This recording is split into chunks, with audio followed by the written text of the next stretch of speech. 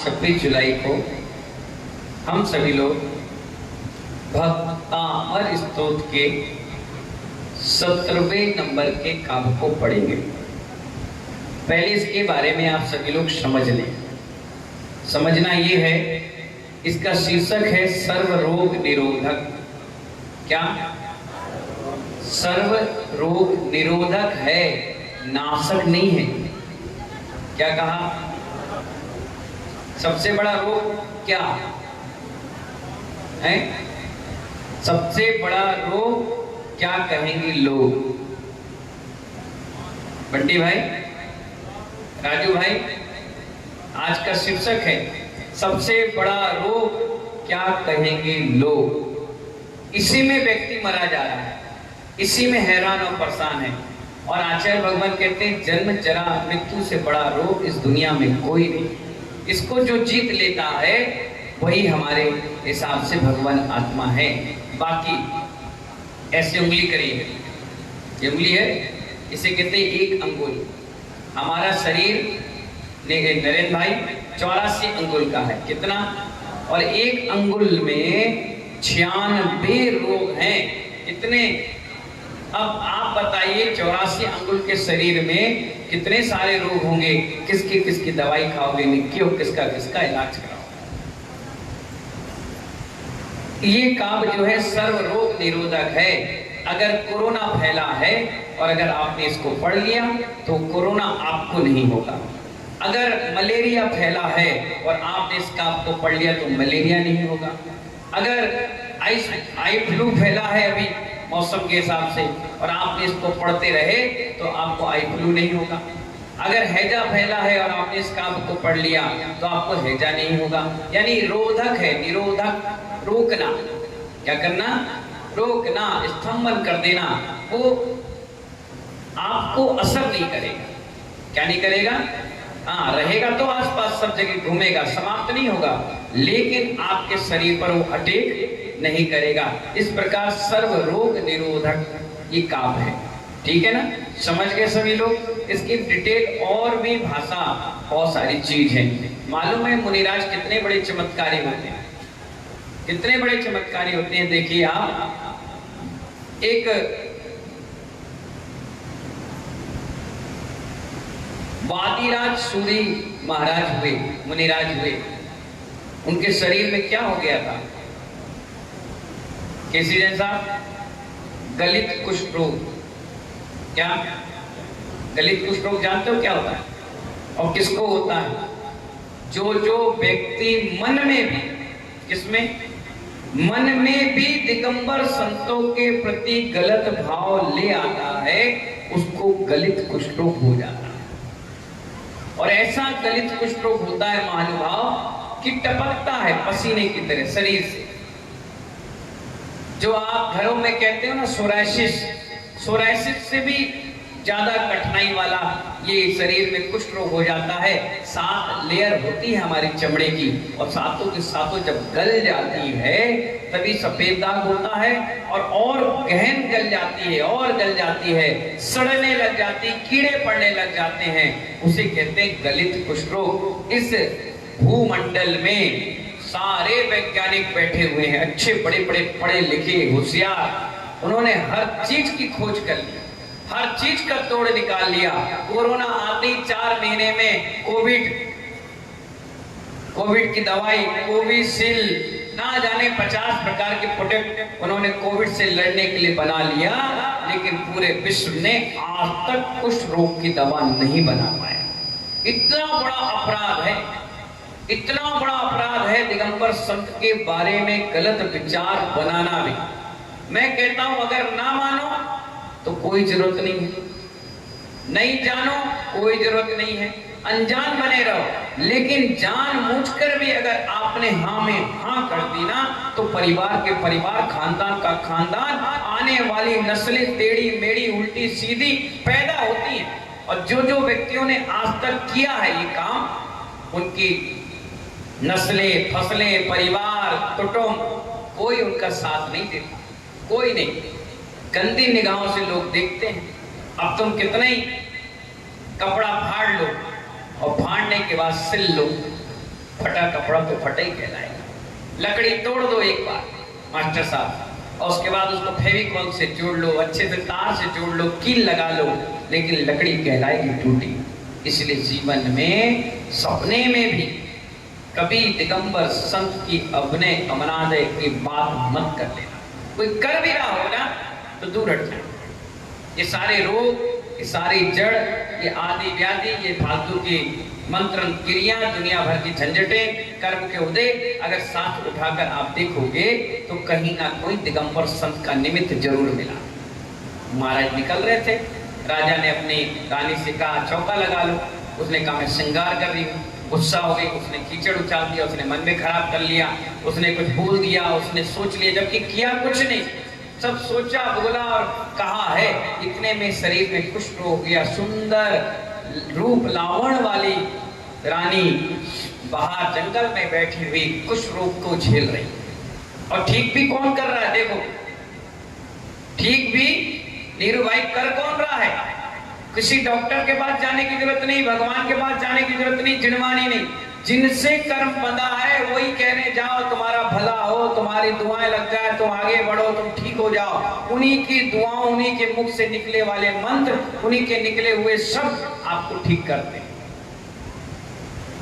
इसलिए कहा जाता है जीवन में, मैं कहता हूं जैसे हो, जैसे है, जैसे अपन को निंदा शब्द से दूर हट जाना चाहिए। मैं कहता हूं मुनि महाराज, अगर तुम्हारी देवरानी की भी कोई निंदा कर रहा है तो उससे कहना चुप।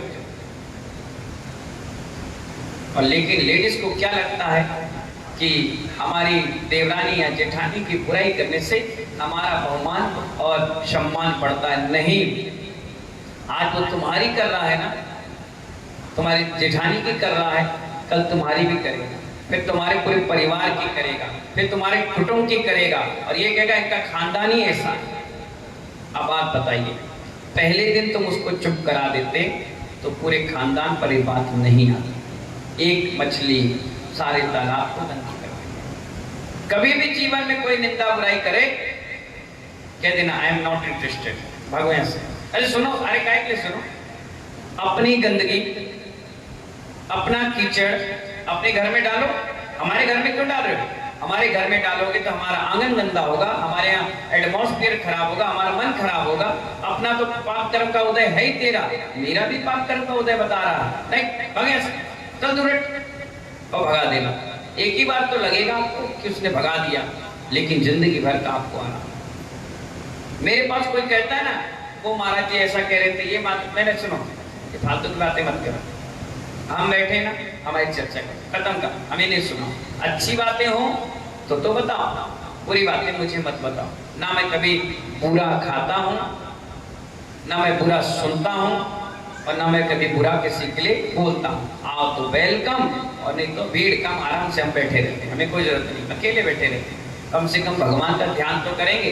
तुम जैसे शैतानों का तो ध्यान नहीं आएगा, और तुम्हारा आएगा तो क्या कर लोगे तुम? हमें तुम्हारा ध्यान आएगा तो हमारा ह्रास होगा, लेकिन तुमको हमारा ध्यान होगा तो तुम्हारा गुणस्थान बढ़ेगा। इसलिए ध्यान रखना, कभी सपने में भी अगर कहीं ऐसा कोई चीज दिख जाए तो तुरंत प्रायश्चित देना कि हे प्रभु, आज कैसा अनाज खाया था, कैसा मैं लोगों से बैठ करके आया, तो मेरे मन में आज चलते फिरते देवता, धरती के भावी भगवान के बारे में विचार गलत आ गया, नहीं आना चाहिए। एक मंत्र लिख दिया पानी में, क्या लिख दिया? मंत्र पानी में लिखा, कितनी देर टिकेगा, और उस पे लात रखने से सातवें नरक को चला गया, तुम कहां जाओगे?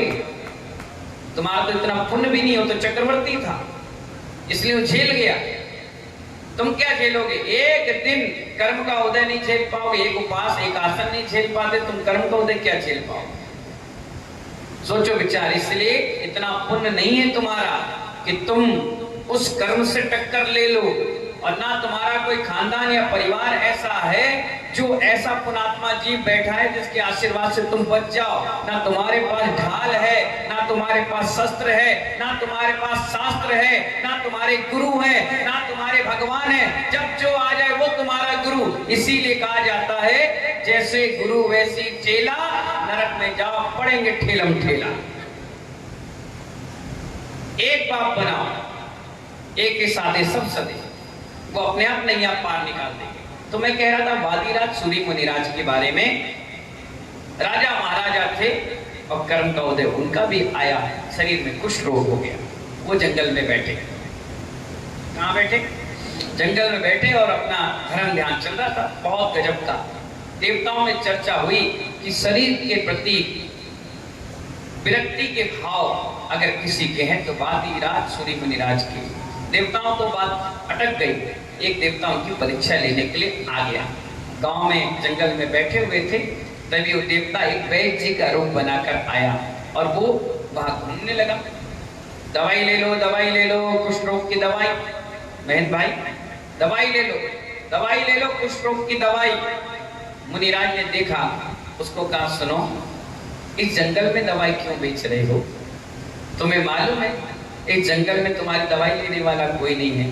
पास के गांव में चले जाओ, मोहल्ले में चले जाओ, शहर में चले जाओ। पहली तो बात मुनिराज को ये खटकी कि इस जंगल में दवाई बेचने क्यों आया? ये जरूर ना कोई बहरूपिया या मेरी परीक्षा लेने आया। मुनिराज बहुत सतर्क रहते हैं, बहुत ज्ञान रहता उनको। मैं बता रहा था एक दिन, चेहरा सब कुछ बोलता है। जिसे आप फेस रीडिंग कहते हो, सामुद्रिक शास्त्र कहते हो, वो मैंने पढ़ रखा है।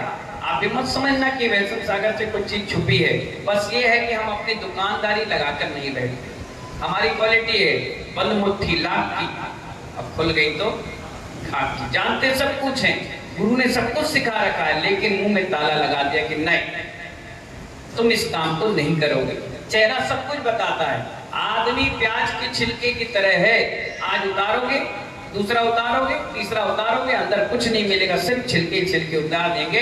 आदमी हंसना, बोलना, रोना, गाना, छल कपट कब कैसे करता उसके पूरे चेहरे पर नजर आता है। यकीन ना हो तो जब कभी गुस्सा करो तो एक फोटो खींच लो, जब हंसो तो फोटो खींच लो, और किसी से छल कपट करना है तब, झूठ बोलना है तब, मान आए तब, ये फोटो एक एल्बम में बना कर रखो और खुद हंसोगे कि बताओ मेरा चेहरा भी ऐसे टिपिकल तरीके से है।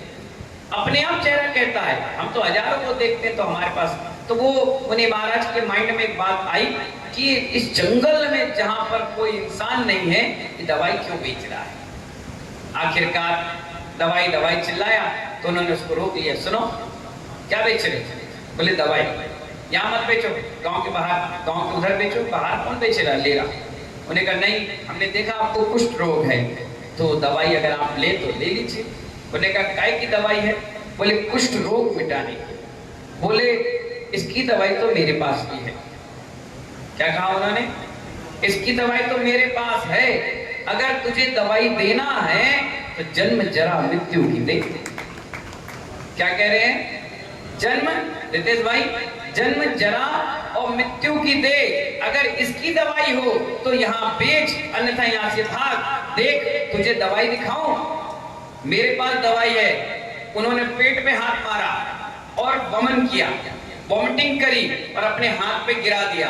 जैसे गिरा, जितने स्थान पर वो वॉमिटिंग गिरी, अंदर का मल गिरा, उतना शरीर सोने की तरह चमकने लग गया।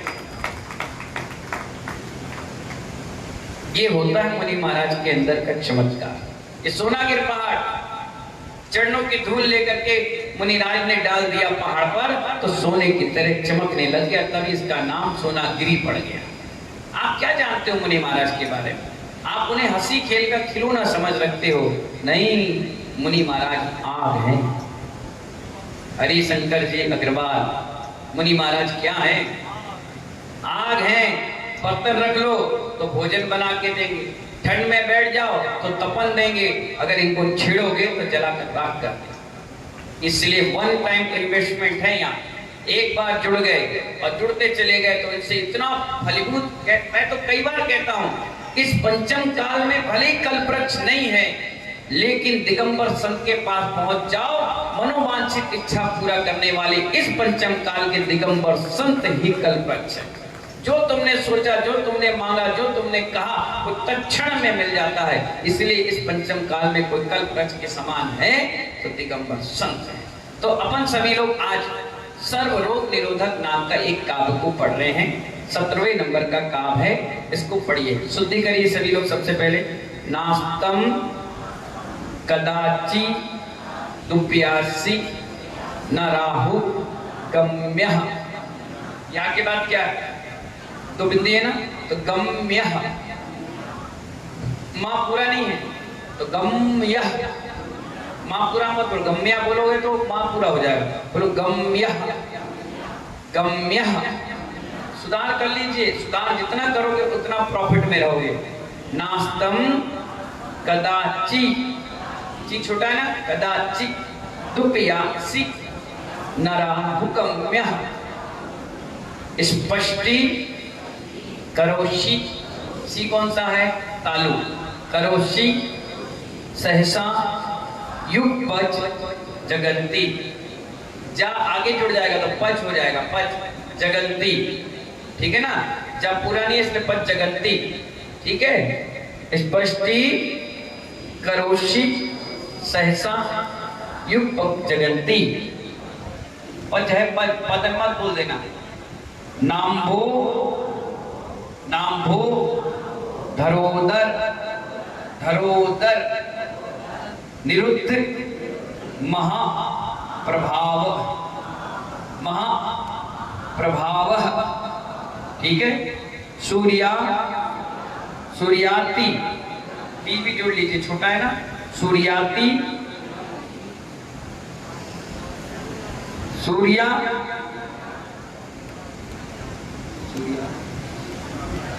सूर्या पढ़ लीजिए, तियासी अलग पढ़ने का है ना, सूर्या तियासी, सा कौन सा है,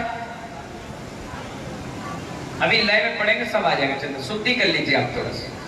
महिमासी, सा पहले कौन सा था, शक्कर का था ना, शाह आएगा, सीटी आएगी, फिर कौन सा सा है, सड़क वाला, तो दलती है, ठीक है ना।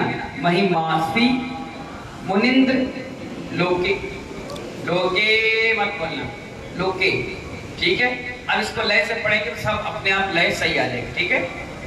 नास्तम कदाचिदुपयासि नाराहुगम्यः,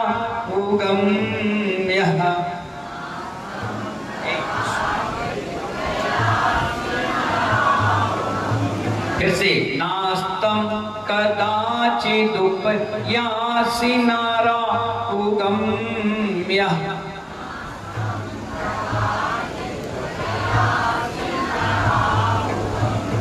स्पष्टी करोषि सहसा युग पच्चगन्ति,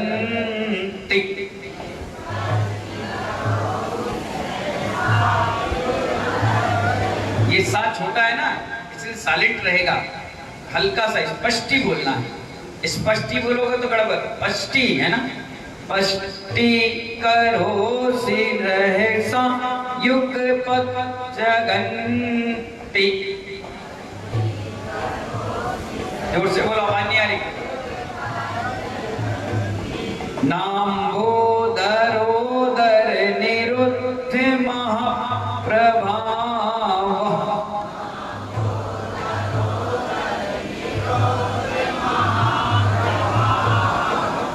नाम्भोदरोदर निरुद्ध महाप्रभाव,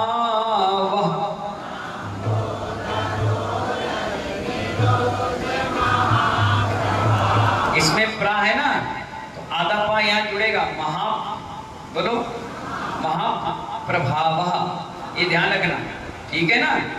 चलिए फिर से एक बार पढ़े, नाम्भोदरोदर निरुद्ध महाप्रभाव,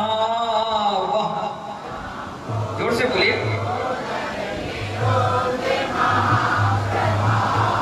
सूर्यातिसाई महिमासी मुनिंद्र लोके,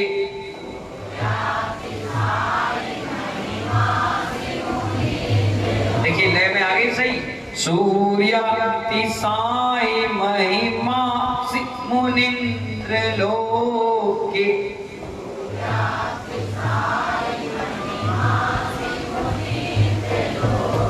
बहुत बढ़िया पढ़ा। एक बार मैं स्टार्ट कर रहा हूं और सभी महिलाओं को पढ़ना है। नास्तम, जोर से,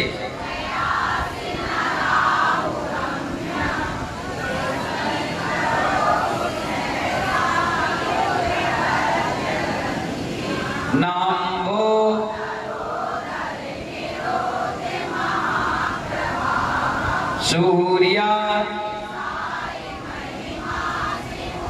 सारे जेंट्स, नास्तम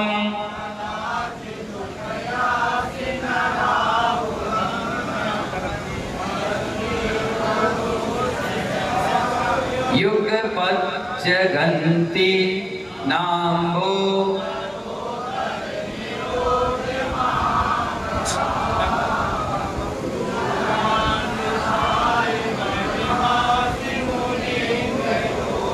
सभी लोग एक बार जोर से पीछे आगे सब लोग पढ़ेंगे।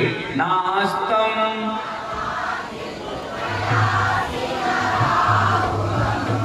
पष्टि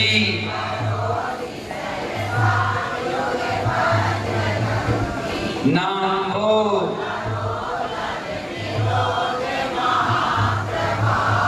सूर्या। एक बार फिर से, नास्तम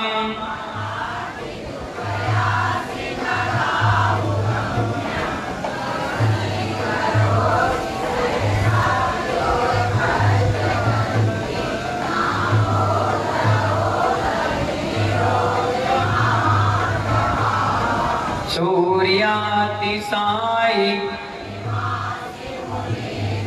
बहुत बढ़िया, जोरदार ताली बजाइए। इसका भावार्थ समझिए बहुत अच्छी तरीके से, भावार्थ को समझिए। हे मुनिंद्र, क्या कह रहे हैं? किससे? भगवान से कह रहे हैं। मुनिंद्र क्या कह रहे हैं? आचार्य मांतु स्वामी कह रहे हैं, ना आप अस्त होते हो। क्या कह रहे हैं? ना आप अस्त होते हो, ना आप राहु से ग्रस्त होते हो। चंद्रमा से बड़ा ग्रह राहु होता है। क्या होता है? राहु होता है। स्वाभाविक है, मेरी हाइट 5 फुट 5 इंच है। कितनी है? 5 फुट 5 इंच है। अगर मेरे सामने 5 फुट 9 इंच का कोई व्यक्ति खड़ा होगा, बिल्कुल जट सामने खड़ा होगा, तो क्या मैं दिखूंगा? तो उसे कहते हैं अमावस्या। क्या कहते हैं? और वही मेरे आगे 6.5 फुट का व्यक्ति 5 फुट 9 इंच का धीरे धीरे साइड हटता जाएगा और मैं दिखता चला जाऊंगा, उसे कहते हैं पूर्णमासी। अमावस्या समझ में आ गया? पूर्णमासी समझ में आ गया? कभी चंद्रमा काला नहीं होता, कभी वो पीछे आगे नहीं होता, वो अपनी चक्री में चलता रहता है। और जब राहु बड़ा ग्रह है, वो धीरे धीरे उसको कवर करता है। तो जब पूरा कवर कर लेता है तो अमावस्या हो जाती है। अब जब धीरे धीरे छोड़ता है तो क्या हो जाती है? पूर्णमासी हो जाती है। इसी प्रकार चंद्र ग्रहण और सूर्य ग्रहण भी होते हैं। ग्रहों का चक्कर है। जब अपन त्रिलोकनट्टी ग्रंथ पढ़ेंगे तो इसमें सारी विवरण आ जाएगा। क्रीम क्लास में मैं बताता हूँ सब चीज डिटेल में, उसको समझना। कितने में सूरज है, फिर चांद है, तारे हैं, ग्रह नक्षत्र, कौन कौन से कहाँ क्या क्या है, और उसका कुंडली में हमारे ग्रह नक्षत्र तारों में क्या प्रभाव पड़ता है, ये बहुत इंपॉर्टेंट है। इस पुस्तक में दिया है नक्षत्रों के बारे में। जब मैं पढ़ाऊंगा अभी बीच में तो आपको समझ में आ जाएगा। अभी आप इतने ही समझिए, ठीक है ना? तो आचार्य भगवान कह रहे हैं, ना आप अस्त होते हो और ना आप राहु से ग्रस्त होते हो, ना आप बाधा मंडल करके उनको नमस्कार करो, ठीक है ना? इसका मंत्र पढ़ लीजिए आप। ओम ह्रीं अरहं नमो अट्ठं महानिमित्त कुशलाणम। बोलो अट्ठं महानिमित्त कुशलाणम रिद्धि सहित श्री आदिनाथ जिनेन्द्राय पढ़ लिए। अब इसमें आ जाइए आप 89 नंबर पृष्ठ में यंत्र बना हुआ है, उसके नीचे मंत्र लिखा है सिद्धि मंत्र और रिद्धि मंत्र। रिद्धि मंत्र पढ़िए। ओम ह्रीं अरहं नमो अट्ठं महानिमित्त कुशलाणम। जैसे कहीं धुआं हो तो नीचे आग होगी, कहीं ठंडी ठंडी हवा आ रही है तो पानी गिरा होगा, कोई कुछ काम कर रहा था और देखकर बता देना कि नहीं तुम इस काम को कर रहे हो। आज के समय में किसी को नहीं है, बाई चांस ही किसी को हो तपस्या के कारण, बाकी आचार्य विमल सागर जी महाराज को था। उनको कहते थे निमित्त ज्ञानी। लोगों ने अजमाया भी, क्या किया, अजमाया भी, चैलेंज भी दिया और वो चैलेंज में सफल हुए। मालूम है वो ग्रस्त में पंडित जी थे, विधान, पूजा पाठ, शास्त्र ज्ञान गजब का था हर क्षेत्र में। तो जो पंडित जी होते हैं उनको हर चीज की जानकारी होती है। बाद में वो आचार्य महाराज बन गए। आचार्य बनने के बाद भी उनकी तपस्या थी। रात के 7:30 8 बजे सो जाते थे, समय के बाद जल्दी सो जाते थे। रात के 11 बजे उठते थे और 11 बजे से सुबह 6 बजे तक जाप करते रहते थे। जाप ही करते रहते थे। 200-250 मालाएं थी उनके पास अलग अलग, एक एक मंत्र की अलग अलग माला। जब तक वो पूरी रात भर ना फेर लें वो सोते नहीं थे, बैठते नहीं थे, उठते नहीं थे, इधर उधर नहीं जाते थे। और अगर आप कमरे में भी आए हो, ऐसा नहीं कि मैं बता रहा हूँ, बड़ाई कर रहा हूँ, हमारे गुरु के भी गुरु हैं, दादा गुरु हैं, नहीं, आप किसी से पूछ लीजिए। आप सोनागिर के नजदीक है इसलिए मैं कह रहा हूँ। एक व्यक्ति मिला था हमें, वो बड़ा परेशान था नौकरी के लिए। आज से 25-30 साल पहले 2 बच्चे थे, परिवार था। वो कहने लगे अरे यार कैसे करेंगे, क्या व्यवस्था होगी, चलो सोनागिर यात्रा चलो। वो यात्रा करके कमरे के पास से गुजर रहे थे, अचानक ही महाराज के मुख से निकला, ए धर्मचंद इधर आ। हाँ महाराज, नौकरी नहीं मिली है? बोले हाँ। जा, पहला कॉल लेटर आएगा तुरंत हाँ कह देना, शर्त मत रखना, नौकरी पक्की। आज वो व्यक्ति 1 लाख रुपए महीने का है और कितने साल हो गए, सरकारी जॉब मिल गई और चल रही बढ़िया काम। वो आज भी मंदिर नहीं जाए, हमारे पास इनके पास ना आए, लेकिन वहां विमल सागर जी महाराज के पास सोनागिर जरूर जाता है। इतना निमित्त ज्ञान। मदन लाल बेनाड़ा फैमिली, आप खुद जानते हो कितने कट्टरवाद में वो रहते हैं। वो भी हमसे बता रहे थे आगरा चतुर्मास में कि महाराज श्री आज के इस युग में विमल सागर जी महाराज का कोई तोड़ नहीं कर पाया। उनके जैसा निमित्त ज्ञान, उनके जैसा सामुदायिक साथ किसी ने, जिसको जो कह दिया वो पत्थर की लकीर कटने वाली नहीं। अब टुंडला के पास एक मुनि सुब्रतनाथ भगवान का क्षेत्र है, वो क्षेत्र की मूर्तियां चोरी हो गई, चोर उठाकर ले गया।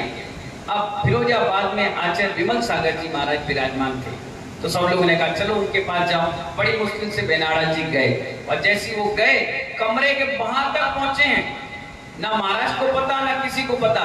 जैसे वो कमरे के बाहर आए उन्होंने कहा हाँ मालूम है मूर्ति चोरी हो गई है, जाओ ये काम कर लो, 4 दिन में मूर्ति मिल जाएगी। और चौथे दिन मूर्ति मिल गई। सब बोले अरे हम तो पूछे ही नहीं, बोले ही नहीं, महाराज को कैसे पता चल गया? महाराज बहुत निमित्त ज्ञानी थे, वो यूं देख के बता देते थे। इतनी तपस्या थी उनकी, इतना जबरदस्त जाप अनुष्ठान था कि उनके सारे काम वो भविष्य वाले काम कर जाते थे, खुद बता के जाते थे कि ऐसी ऐसी व्यवस्था चलेगी। इसलिए आज के समय में निमित्त ज्ञानी तो बहुत कम है, लेकिन अगर साक्षात देखा है लोगों ने तो आचार्य गुरुदेव विमल सागर जी महाराज को देखा। गजब का सरलता थी, सहजता थी, इसलिए पूरे भक्त आज वो इस दुनिया में नहीं है, फिर भी उन्हें याद करते हैं कि नहीं उन्हें गुरुदेव ने आशीर्वाद दिया, उनका आशीर्वाद आज भी फल रहा है। तो मैं क्या कह रहा था, अष्टांग निमित्त ज्ञान जो होता है 8 प्रकार का निमित्त ज्ञान, उस ज्ञान में परामर्श पूरे होशियार होते हैं, उनको सब चीज याद रहती है, बोलना चालना सब कुछ। तो ऐसे उन मुनि राजों को क्या किया जाता है, नमस्कार किया जाता है। नीचे पढ़िए सिद्धि मंत्र, ओम नमो रम्यूण अट्ठे भट्टे क्षुद विकट्टे क्षुद पीड़ाम चठर पीड़ाम भंज भंज सर्व पीड़ाम सर्व रोग निवारणम कुरु कुरु स्वाहा। ओम नमो अजित शत्रु पराजयम कुरु कुरु स्वाहा। 2 मंत्र हैं, 2 जो अच्छे लगे वो आप पढ़ लीजिएगा। इसके बाद इसकी विधि समझिए। पवित्र भावों से 7 दिन तक प्रतिदिन सफेद माला द्वारा 1000 बार 17वां नंबर का काव्य मंत्र स्मरण करते हुए चंदन का धूप क्षेपण करना चाहिए। अभी तक कुंदरू की चली, नमक की चली, दशांग की चली, अब कौन सी धूप आ गई, चंदन की। चंदन से ही सारा काम आपका बनेगा। और सफेद चंदन की माला ले लो तो और अच्छा हो गया। सफेद में स्फटिक भी हो गई, मोती भी हो गई, और चंदन का धूप है तो चंदन की माला भी हो जाएगी, कोई दिक्कत नहीं। और गुण क्या है इसका, यंत्र को बांधने से।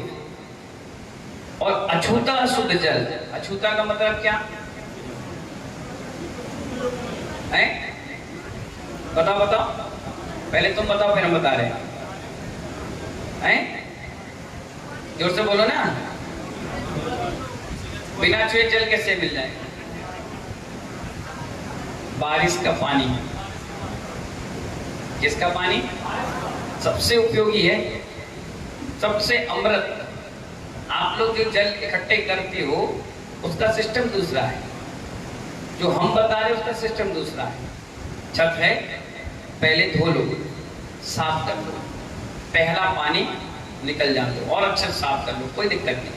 अब उस छत में ऐसा सिस्टम बनाइए कि वो थाली जमीन को टच ना करे।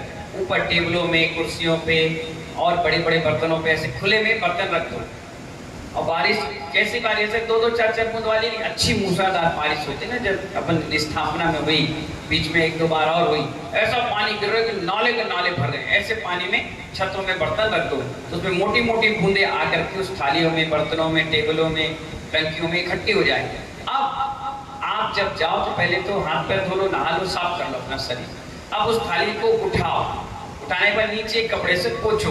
कल के दिन आप कहीं डालो तो गंदा नीचे का पानी उसमें ना चला जाए, तो उसको पहले उठाओ, नीचे पोंछो, अगल बगल पोंछो। अब पानी बचा, अब वो पानी 1 कटोरी होगा, आधा गिलास होगा, आधा जग होगा।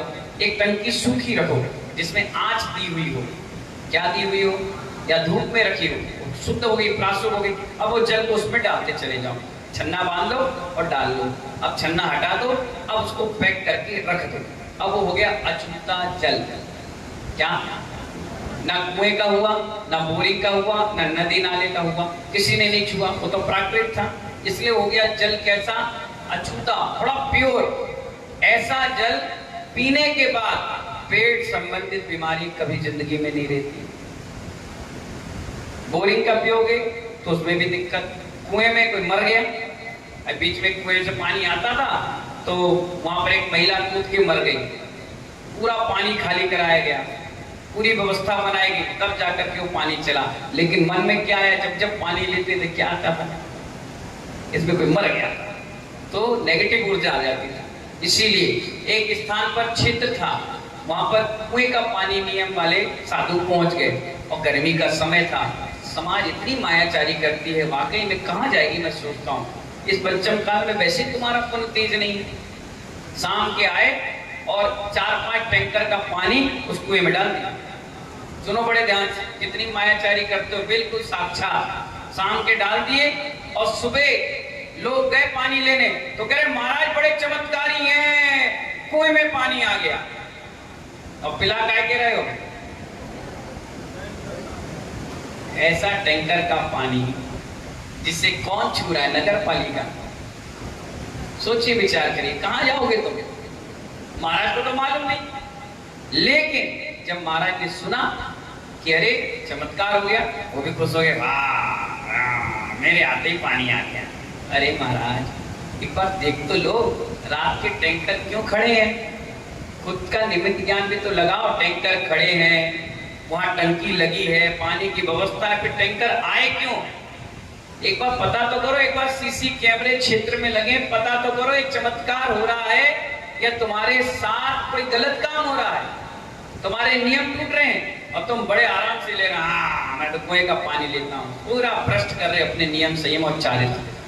मालूम भी है फिर भी पी रहे। नहीं, गलत काम नहीं करना चाहिए कभी भी जिंदगी में, ऐसे काम नहीं। तो सबसे अछूता जल कौन सा हो गया? बारिश का, बिल्कुल प्योर, बढ़िया। न टंकी बनाने की जरूरत, ना गड्ढा खोदने की जरूरत, ना फालतू तामझाम करने की। कई बार ऐसे होते हैं गड्ढे में चूहा मर जाता है, सांप आ गया, कछुआ आ गए, कीड़े पड़ गए, तो भी बेकार हो गया पानी। इसलिए क्या करना चाहिए? घरों में रख लो। आगरा में एक महिला है, वो उसकी लंबी छत है बहुत बड़ी, तो जितने भी बारिश का पानी होता है रख लेती, क्योंकि आगरा में बहुत खारा पानी है। हम लोग भी चतुर्मास करके आए, 10.5 महीने रहे, पेट बड़ा खराब रहता था, तो नारियल का पानी पीते थे और बारिश का पानी रख लेती थी। तो जहां जहां चौके लगे तो वहां चौके के लोग शुद्ध कपड़े पहन करके पहुंचा देते थे और पानी की व्यवस्था हो जाती थी, उससे आहार व्यवस्था हो जाती थी। इसलिए अछूता पानी इसमें कहा गया। वो अछूता जल रिद्धि मंत्र द्वारा 21 बार मंत्र कर पिलाने से उदर की आसाद पीड़ा, वायु गोला, और वायुशूल आदि रोग दूर हो जाते हैं। वायुशूल, वायु गोला समझते हो क्या? गैस की प्रॉब्लम, शूल का मतलब पीड़ा देता है। गैस भरती है तो आप चेकअप कराने जाते हो तो डॉक्टर कहता है आप नॉर्मल हो। नॉर्मल नहीं, हवा कभी चेकअप में नहीं आती। क्या नहीं आती? जिस व्यक्ति को गैस की प्रॉब्लम हो, दिक्कतें हैं, परेशानी है, तो समझ जाइए आपका भोजन पेट में सड़ रहा है, इसलिए गैस बन रही है। खाली पेट होगा कभी गैस नहीं बनेगी। अब आप क्या करिए, आप सुबह उठिए, बासी मुंह कम से कम आधा जग पानी मुंह में कुल्ला करके पी लीजिए। इससे जैसे आप पानी पिएंगे पसीना भी निकलेगा और भड़बड़ा के आपका पेट साफ होगा। 3 दिन आपका पेट साफ हो गया, फिर आपको कोई गैस की प्रॉब्लम नहीं हुई। जिसकी गैस डकार में निकल रही है, समझ जाओ उसका मल द्वार में कुछ ना कुछ गड़बड़ है, पेट में अतड़ियों में गड़बड़ है। जिसकी नीचे से गैस पास हो रही है, घबराने की कोई जरूरत नहीं, कोई शर्माने की जरूरत नहीं, आपका पेट बिल्कुल बढ़िया है। ये सिद्धांत है वेदों के। अगर पेट गैस नीचे से निकल गई मनोज एकांत, तो बिल्कुल पेट सही है, क्योंकि आपकी जो अतड़ियां हैं उसकी नाली में कोई ब्रेकर नहीं है। और अगर आपको डकार कर रहे हो तो समझ जाओ आपके अंदर कोई ना कोई सब्जेक्ट गड़बड़ चला गया है, जो आपके उदर से नीचे नहीं निकलकर ऊपर निकल रहा है। यही लीवर खराब होता है, यही तेजाब बनता है, यही आपकी अंतड़ियों में पूरा छाले पड़ जाते हैं, दिक्कतें परेशानी चालू हो जाती है। इसीलिए उठते साथ आधा तक पानी अगर आपने पी लिया, आपकी पेट ठीक। ये महिला इतनी कंजूस होती है, ऐसा लगता है पानी भी पैसे से खरीदती है। कभी भी पानी कमी नहीं रखना चाहिए। एक सामान्य व्यक्ति को कम से कम 5 से 8 लीटर पानी तो पीना ही चाहिए। जब आप आहार करते हुए हम लोग को देखोगे तो कम से कम 2 से 2.5 जग पानी हम पीते हैं। क्यों पीते हैं? हमें मालूम है कि हमें दिन भर बोलना है, उठना बैठना है, तपस्या करना है, पैदल चलना है। अगर हम पानी कम पिएंगे तो खाया हुआ भोजन अतड़ियों में चिपकेगा, अतड़ियों में चिपकेगा तो पथरी बनाएगा, पेट में मलद्वार में चिपकेगा, पाइल्स की प्रॉब्लम बनाएगा। हमारा दवाइयों औषधियों का आजीवन त्याग है, तो हमें स्वास्थ्य के प्रति बिल्कुल सजग रह करके काम करना पड़ता। तुम तो बीमार हो गए और बीमार होने के बाद 4 इंजेक्शन, 3 बोतल और खून की बोतल चला के बैठ गए, हम कहाँ जाएंगे? हमारा तो पूरा कार्यक्रम खत्म हो जाएगा।